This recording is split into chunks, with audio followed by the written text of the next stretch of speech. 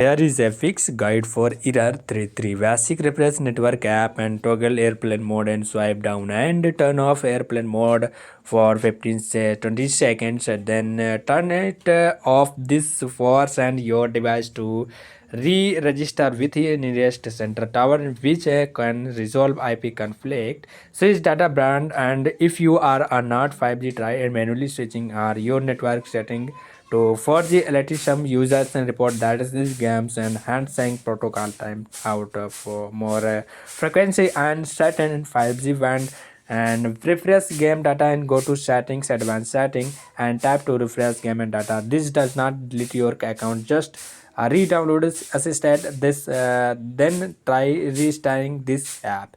Time and date syncing casual and Pokemon Go requires precious times in syncing chronization for red pass and to validate ensure your phone's data and time are set to automatic network provide time. If it is off in by even by few seconds, the server will be rejected the load by and request and given error 33. Device account cache and clear cache on Android. Go to app and for storage clear cache. Do not clear data on iOS of load and the app to clear and temporary files.